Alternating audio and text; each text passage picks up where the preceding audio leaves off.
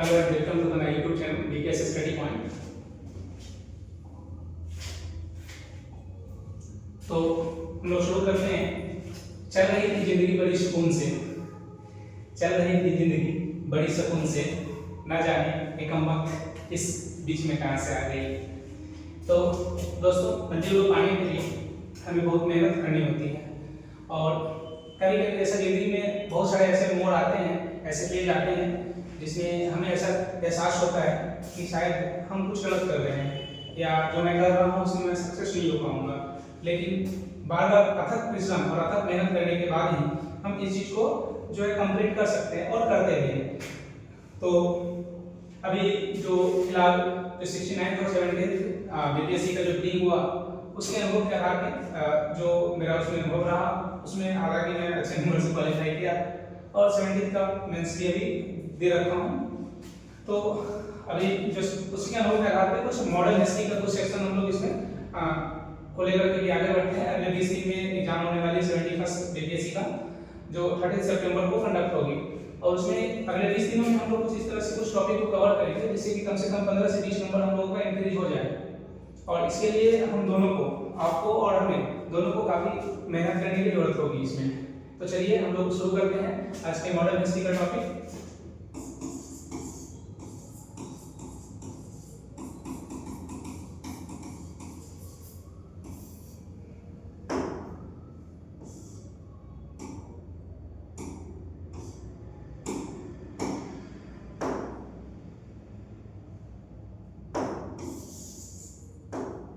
तो modern history में हालांकि बहुत सारे सेक्शन हैं। इस सेक्शन में हम लोग स्पेशली जो है एक तो नए राज्य का उदय,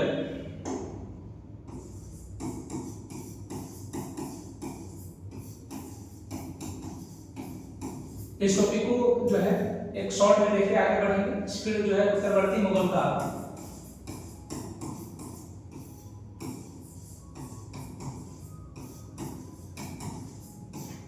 उसके बाद ब्रिटिश गवर्नर जनरल, इसमें आपको वायसराय भी टॉपिक को इंक्लूड कर लेना है।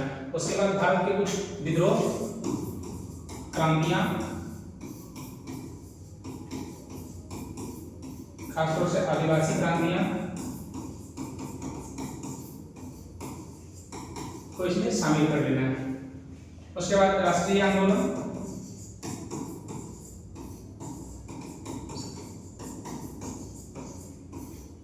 इसमें आपको कांग्रेस,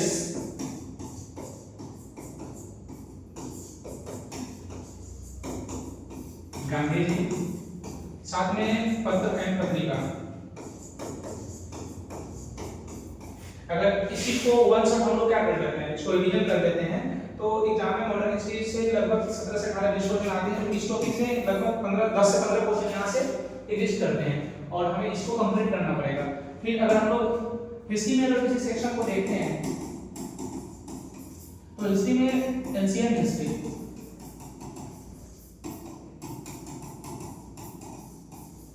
इसे हम लोग जो है एक तो मगध,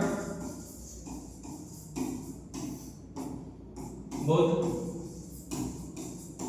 जैन, साथ में गुप्ता एंड पोस्ट गुप्ता, इस पीडीएफ को देख करके हम लोग जो है एंशिएंट हिस्ट्री को लगभग समाप्त कर सकते हैं। साथ में कुछ विदेशी जो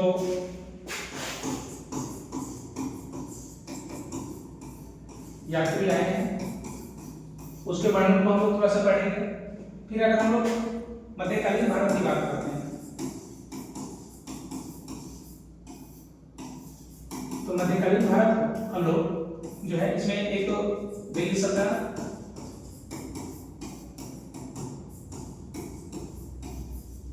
एक प्री दिल्ली सल्तनत जो होता है प्री दिल्ली सल्तनत, जिसमें आपको मोहम्मद गौरी, मोहम्मद गजनवी और राजपूत डायनेस्टी के बारे में हमें कुछ पढ़ना है। उसके बाद विजयनगर एम्पायर, इस टॉपिक को भी हमें कवर करना है। साथ में जो भक्ति आंदोलन होते हैं टाइम पीरियड में। इस चीज को भी हम लोग को कवर करना है। अगर ये सारी चीजों को कवर कर लेते हैं वन शॉट, ये नहीं बहुत डीप में पढ़ना शुरू कर देना, उतना समय हम लोग के पास है नहीं। तो इसको इस पूरे को लाइक रिवीजन की तरह मैक्सिमम 10 दिनों में इस पूरे टॉपिक को अगर कवर करते हैं तो टोटल इसके 25 to 30 क्वेश्चन आते हैं, जिसमें आप अगर पहले से पढ़े होंगे तो लगभग 25 तक टच करेंगे, नहीं पढ़े होंगे तो 15 से 16 के आसपास तक पहुंच सकते हैं इस टॉपिक से।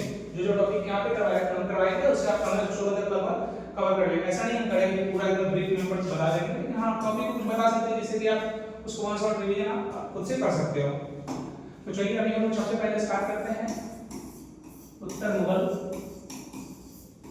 काल, जो शुरू होता है 1707 से और ये खत्म हो जाते हैं 1857 के क्रांति के बाद जो है लगभग मोहम्मद का जो बहादुर शाह जफर कर दिया जाता है, समाप्त कर दिया जाता है रंगून बेच करके, और इस तरह से मुगल काल की जो है यहाँ पे कहानी खत्म हो जाती है। इसमें हम लोग पहले कुछ लिस्ट देख लेते हैं राजाओं की। पहला कौन है? बहादुर शाह,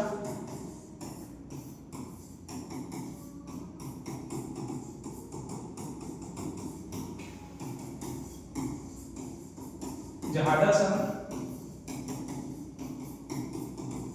एक साल के लिए ही राजा बनता है। उसके बाद फर्रुख शीर,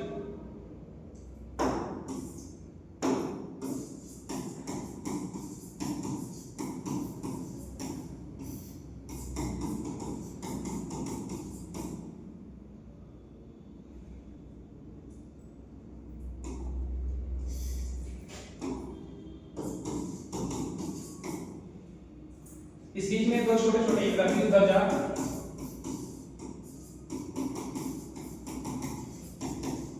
और रफी उद्दौला। इसके कालक्रम से तो मतलब नहीं, बस इसको कभी कभी सगाने के लिए दे देता है तो उसमें आपको इसका सारा देना पड़ सकता है। फिर अगला में हम लोग देखते हैं तो एक नंबर में मोहम्मद शाह,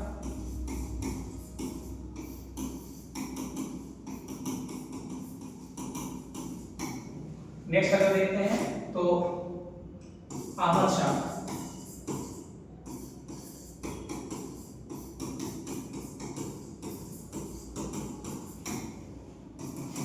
उसके बाद आलमगीर सेकंड,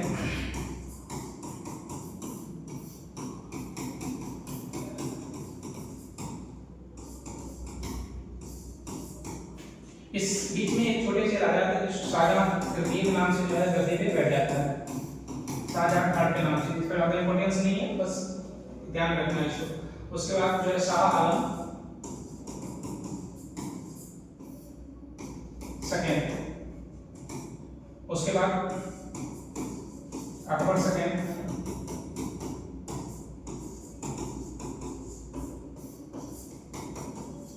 बहादुर शाह जफर 1836 से 57, 1803 से 36 और 1858 से 1803 तक। अब देखिए हालांकि बहुत लंबी लिस्ट है, इतने लंबे लिस्ट को देखने और घबराने की कोई जरूरत नहीं है और पूरा लिस्ट पढ़ने की भी हम लोग को जरूरत नहीं है। अब इसकी कुछ उपलब्धियां, कुछ लीग जो इसको दिया गया है, कुछ टाइटल दिया गया है और उसके समय के कुछ दो चार जो महत्वपूर्ण युद्ध हुए हैं, कुछ चीजों को हम लोग क्या करेंगे, बस ध्यान रखेंगे कि इस समय कौन सा राजा था और क्या हुआ था, बस इतना ही। इससे ज्यादा इसमें ज्यादा पढ़ने की जरूरत नहीं। ऐसे भी मुगल जो हिस्ट्री है उसकी कुछ न कुछ इंपॉर्टेंस अभी आने वाले समय में और अभी बहुत कम गए हैं। तो जो पहला था बहादुर शाह जफर, इसे इसका जो टाइम पीरियड है 1707 से लेकर के 1702 है। उत्तराधिकारी के युद्ध में जो है औरंगजेब के 3 बेटे थे, ठीक है, मुअज्जम, और उसके बाद जो है अब उत्तराधिकारी के युद्ध में क्या किया, आपने दोनों भाइयों को डिलीट करके 1707 में जो है ये मुगल गद्दी पे बैठ गया। अब जैसे गद्दी पे बैठा, इसका मेन मोटिव यही था जो औरंगजेब की नीतियां थी,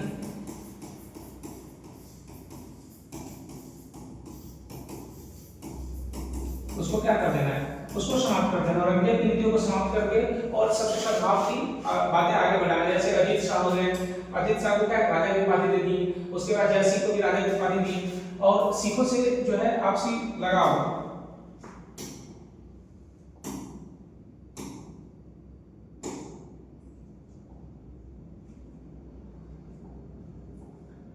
सिखों से आपसी लगाव की बातें होना शुरू हो गया। तो हम ये देखेंगे। अब इसमें जो है इनके खिलाफ कुछ युद्ध भी होते हैं जिसमें एक बदन सिंह और अंधावाद, इनके खिलाफ जो है युद्ध छेड़ते हैं, शुरू करते हैं।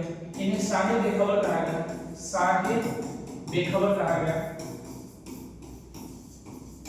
इनको टाइटल मिला साहिब बेखबर का। अब सोचिए 64-65 साल के उन्होंने राजा बने। अब इनको हालांकि ठीक है सत्ता पे बैठे, लेकिन उनकी इतनी ज्यादा जो है इस चीज में इन्वॉल्व नहीं हो पाए। अब अगले साल जो है जहादर शाह 1712 में विद करने को जुल्फिकार खान, जुल्फिकार खान की सहायता से क्या बना, एक राजा बन गया। लेकिन एक उसको एकदम मामूल था, इसलिए इसको लंपट मूर्ख कहा जाता है। इसके समय में मुगल सत्ता लाल कुंवर नामक पेशवा के हाथों से संचालित होता था। ठीक है, एक साल के बाद ही इसकी हत्या हो जाती है और 1713 में इसकी हत्या हो जाती है। फिर नेक्स्ट जो राजा बनता है कौन बनता है, फर्रुखसियर जो है राजा बनता है। अब ये 6 सालों के लिए बनता है, 1730 to 90। इसे घृणित कायक कहा जाता है, घृणित कायक। इसके समय का 2 नाम ही मात्र याद रखना है। ठीक है, पहला काम जो है अभी किसकी हेल्प से बना था, तो सैयद बंधु की हेल्प से बना था। सैयद बंधु वही है जिसे इतिहास में शासक निर्माता के नाम से जाना जाता है, शासक निर्माता के नाम से जाना जाता है। हालांकि हम उम्मीद करते हैं कि लोग आप लोग पहले ही पढ़े होंगे, लेकिन फिर बस वन शॉट रिवीजन कर लेते हैं। अब इसके समय का पहला काम देखते हैं, तो जो बंदा बहादुर की मौत की सजा दी गई, उसे फांसी की लटका दिया गया था। दूसरा जो शाही फरमान ब्रिटिशों को दिया गया था, जिसे ब्रिटिश के लिए मैग्ना कार्टा कहा गया। कब दिया गया था, 1717 में, और इसको जो फांसी हुई थी 1716 में। 1719 में इसी के समय पेशवा और सैयद बंधु के बीच में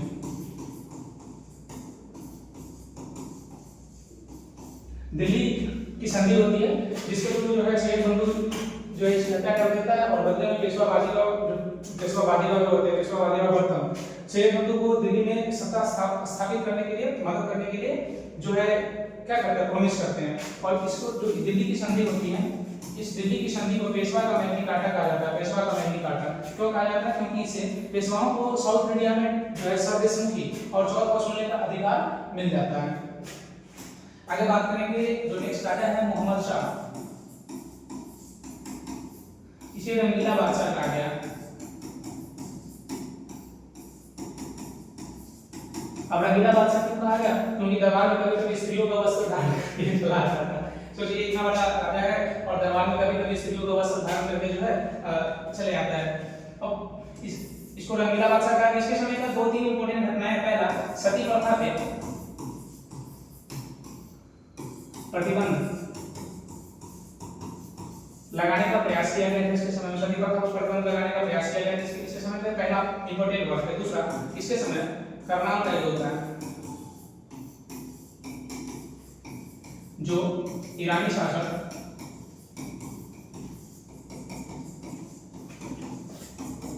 नादिर शाह के द्वारा आयोजित होता है। अब इस नादिर शाह को जो है, अब एक नाम सुन लीजिएगा, सुजाउद्दौला नहीं, मिस कर रहे हैं, अवध का संस्थापक करता है। ठीक है, अब इसके समय जो है नादिर शाह, अभी इसको इसके बारे में कहा जाता है कि मयूर सिंहासन पे बैठने वाला अंतिम मुगल है,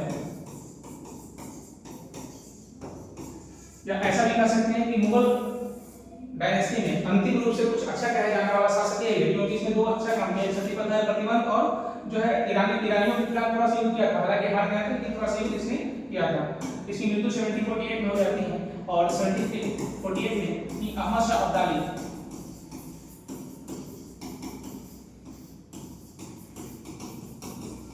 भारत पे अटैक करता है और इसमें भारत का राजा कौन होता है, अहमद शाह होता है। अहमद शाह अब्दाली का अटैक इसमें भारत का राजा अहमद शाह होता है। 1753 में मणिपुर का युद्ध होता है, मणिपुर। मणिपुर का युद्ध किसके किसके बीच में होता है?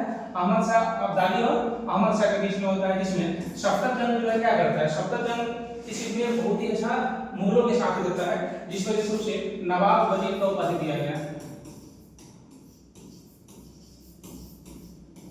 नवाब वजीर को उपाधि दिया गया। नेक्स्ट इंपॉर्टेंट इसमें पॉइंट है 1757 प्लासी के युद्ध के समय,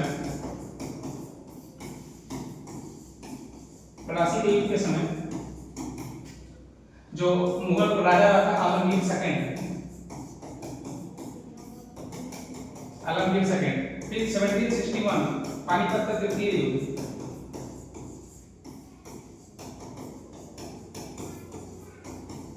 इस समय भी जो राजा है पानीपत के तृतीय युद्ध के समय जो राजा है शाह आलम सेकंड है। कौन है? शाह आलम सेकंड है। उसके बाद हम लोग देखते हैं 1764 बक्सर का युद्ध। इस समय शाह आलम सेकंड है। अब इसमें इंपॉर्टेंट हो जाता है डेट है 16 अगस्त 1765 इलाहाबाद की द्वितीय संधि।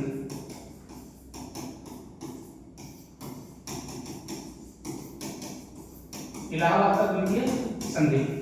अब इस संधि के द्वारा जो ब्रिटिशों को बंगाल का जो है ऑफिशियल हैंड ओवर कर दिया जाता है भाई शाह आलम सेकंड। शाह आलम सेकंड के द्वारा बंगाल, उड़ीसा और बिहार के जो प्रोविंस है वो ब्रिटिशों को दे दिया जाता है। अब 1787 में एक व्यक्ति है गार्डन चाइल्ड, ये शाह आलम सेकंड का शाह आलम सेकंड को अंधा बना देता है। सोचिए अब मुगल का बिल्कुल डाउनफॉल शुरू खत्म हो चुका है, मुगल खत्म हो गया, 1803 में इसकी मृत्यु हो जाती है शाह आलम सेकंड का। शाह आलम सेकंड की क्या हो जाती है? मृत्यु हो जाती है। अब शाह आलम सेकंड का जब मृत्यु होता है तो नया राजा कौन बन जाता है? अकबर सेकंड बनता है। कौन बनता है? अकबर सेकंड। इसके समय एक ही बस इंपॉर्टेंट काम है, किसने? राजा राममोहन राय को। राजा को उपाधि किसने दिया था? अगर आपसे क्वेश्चन आ जाए राजा राममोहन राय को राजा को उपाधि किसने दिया था, तो अकबर सेकंड ने दिया था। ठीक है। और अपने पेंशन बढ़ाने के लिए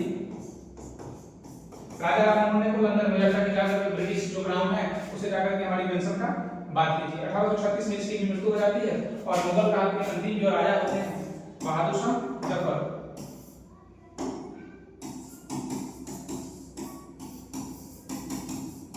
बहादुर शाह जफर।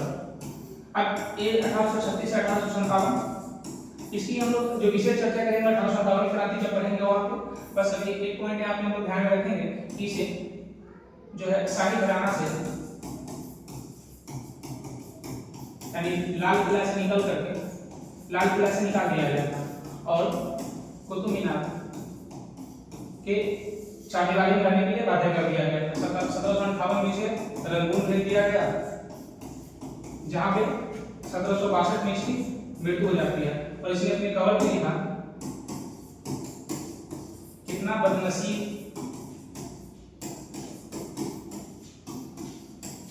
है जफर को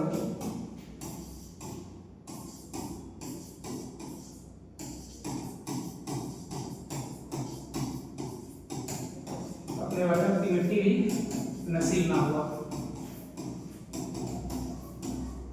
तो ये वन शॉट में जो मुगल काल समाप्त हुआ। ठीक है। और जानते हैं बहुत बड़ा टॉपिक है, इसको खत्म करने में कम से कम एक सप्ताह लगेंगे, लेकिन हम लोग के पास इतना समय है नहीं। अगले 20 दिनों में पूरे हिस्ट्री को जो है संपूर्ण समाप्त करना है। हालांकि वन शॉट में ऐसा नहीं करें पूरे डिटेलिंग में खत्म होगा, बिल्कुल भी नहीं, पॉसिबल ही नहीं है। हिस्ट्री 6 महीने का सिलेबस होता है, जिसे हम लोग 10 दिनों में समाप्त करने का प्रयास करेंगे। आप लोग इसी क्लास को देखिएगा थोड़ा सा, उसके बाद किसी बुक से जैसे मैथ्स बनवाल हो गया, ऑथेंटिक बुक मैथ्स बनवाल हो गया, इससे कम अभी नहीं पढ़ पाइएगा। मैथ्स बनवाल हो गया या कोई टेक्स्ट बुक हो गया या कहीं से भी कोई जो वन शॉट रिवीजन टाइप का बुक हो, उसके ऊपर पढ़िएगा, बहुत मदद मिलेगी। और यकीन कीजिए अगर मुगल उत्तर मुगल काल से कोई भी क्वेश्चन आता है तो इससे बाहर क्वेश्चन नहीं आएंगे। जय हिंद दोस्तों।